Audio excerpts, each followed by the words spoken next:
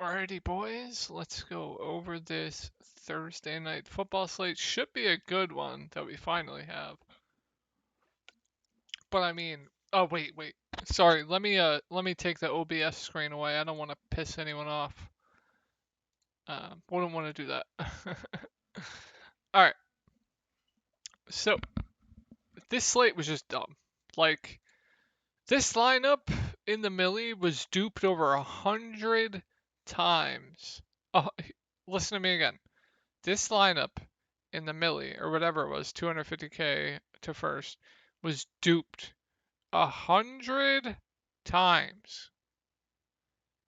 Kicker, double kicker, kicker at captain, both running backs, and Daniel Jones.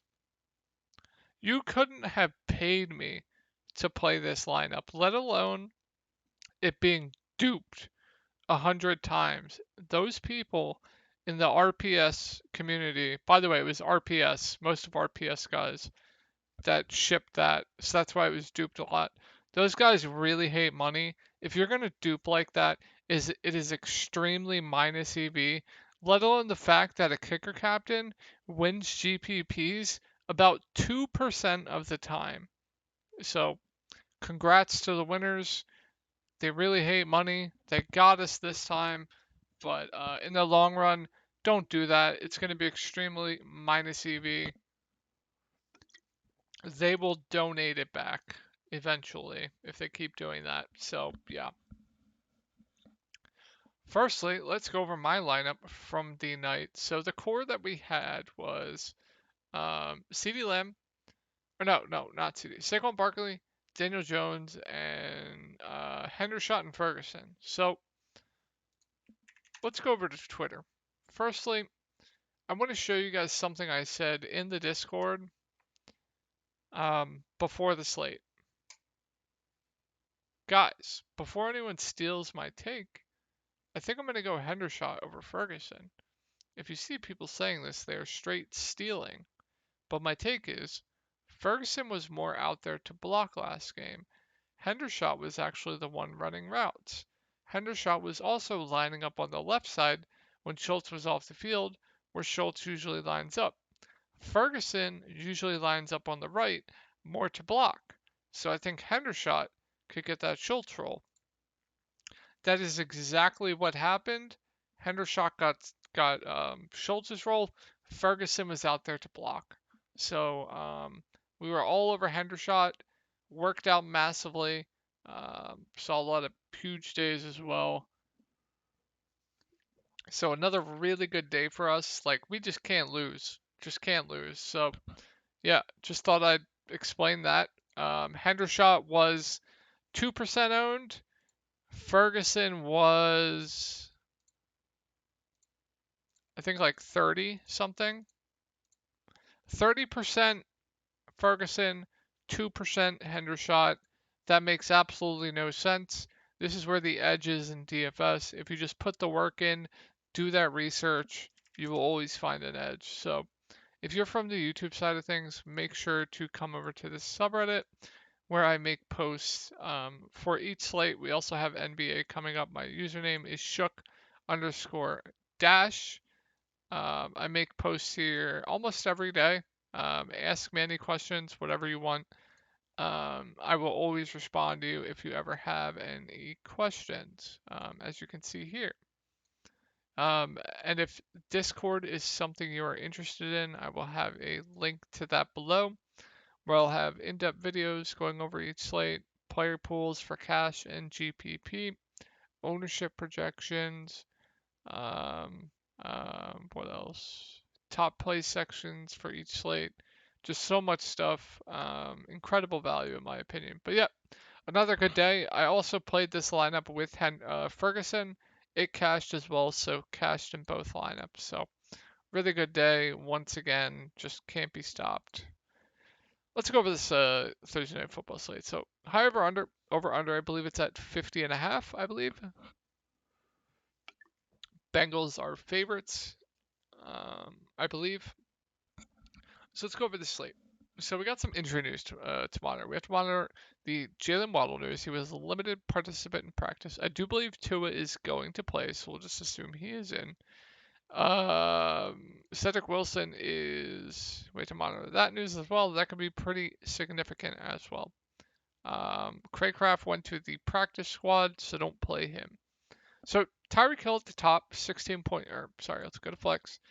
10.8K. I mean, listen, Tyreek Hill, Jalen Waddle, they both have extremely high ceilings. Jalen Waddle probably has the higher floor between the two, if I had to guess. And then when you have an extremely talented wide receiver and Tyreek Hill lining up in double coverage, that's just going to leave Jalen Waddle wide open just to get those more opportunities. So point per dollar, I might prefer Waddle, but if you have the money for Tyreek Hill, I definitely do prefer him just because he has such a higher ceiling, in my opinion. But both have a pretty similar ceiling. But I think Jalen Waddle definitely has a little bit of a higher floor. But really like both, assuming Waddle plays. And I don't really understand the quarterback pricing of late. The quarterbacks have been sub 10K. Now I definitely do prefer Joe Burrow, but you know, if Jalen Waddle or Tyreek Hill have massive days, Tua is probably going to have a good day with them. So I like Tua at the top as well. Obviously, we have to monitor that news if he plays. The running backs, I really don't have a lean on who I like. So if we take a look at the running back snaps, Mostert played more than Chase Edmonds. He played 24 snaps. Chase Edmonds played 19. So I'd probably just go to the cheaper guy there in Mostert. I really don't have a take. If I had to pick one, probably Mostert for the discount. What else? Not going to go to the defenses, but they're fine tournament plays. The kickers, as you know, pretty good values as always. And then Mike Gesicki's been losing snaps of late, which you don't want to see. So at his current price of $5,000, just a dart throw, in my opinion. They've actually been playing. Where is he? Where is he? Durham Smythe more than Gesicki, but Durham Smythe is more of a blocking tight end. But thought I would just mention that. Could be an interesting dart, but nothing more than a dart throw. Same with Gesicki at this price tag. I think he's a little bit overpriced. As I said, the kickers, very safe option. So, as I said, don't play Craycraft. He went to the practice squad. And then we're going to have to monitor the news on Jalen Waddle. So, Sherfield actually has been playing a decent amount. He played.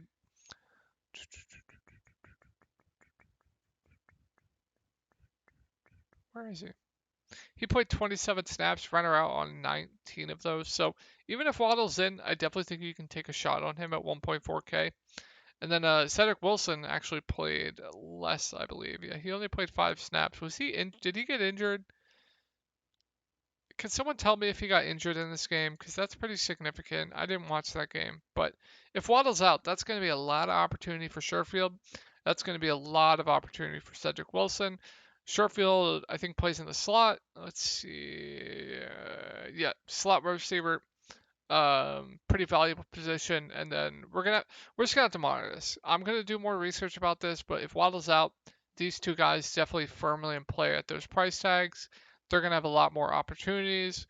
Tomorrow's Wednesday, Thursday is the day after, so I'll have to monitor that, and that's where making sure you follow on Discord or the Reddit post where I make updates is extremely important. But these two guys could be pretty good value plays if Waddle is out.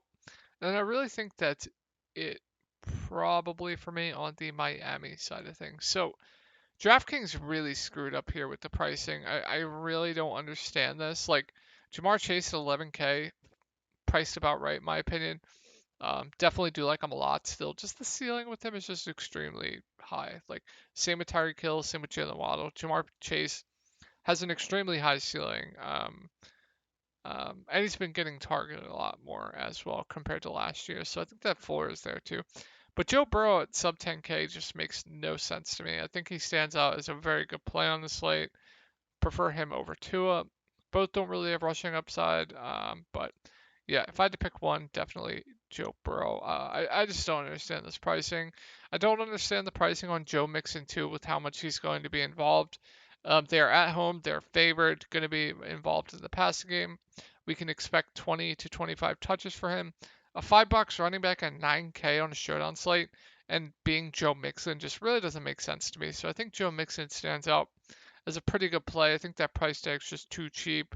And then T. Higgins at 8.2K is just too cheap as well. I really don't understand this price tag. So these two guys really stand out to me on this slate. Yeah. Uh, T. Higgins at the end of last year, pretty sure he led the team in targets over Jamar Chase. And he's gotten targeted pretty highly. He didn't get targeted in the second half of this Jets game because he got injured. I think there was something with that that had something to do with that. But T. Higgins, I definitely do prefer to Jamar Chase. This price tag is just too cheap. IMO, my opinion, not going to get to P Ryan at that price tag. Tyler Boyd 7K, I think is a bit overpriced. And if people are going to chase this game from him, let them do it. At this price tag, I really don't have too much interest. Hayden Hurst lost snaps last game. He only played 26, but the games prior he was on the field a ton. So I'm not looking into that too much. I still think he's a solid play at 5.4K. Kicker is very safe. I do prefer McPherson over the other kicker. The defense is in play for GPPs. Not much else. No really punt options on the Bengals. I'll mention the tight ends like Wilcox. He played. Where is he? He played 39 snaps, right around on 14 of those. Asiasi played 24, but was out there mainly to block. So if I was going to take a shot on one of these min-price tight ends, it would definitely be Wilcox at 600. But also you have to put into account Hayden Hurst didn't play that much last game, so I think that definitely had something to do with it. You know what? Let's just pull up. Let's just take a look now. Let's just pull up week 2. So week 2, Hayden Hurst didn't lead the field, right? And Wilcox only played 18 snaps, only ran around on 3. So that's definitely concerning. So if Hurst is going to play that much like he did week 2, these guys are complete darts. So really up to you on what you think Hurst is going to play. Is he going to have that week 3 role, or is he going to have that week 2 role? So I hope this guide helped you out. I hope this helped you out, guys. I will talk to you guys tomorrow.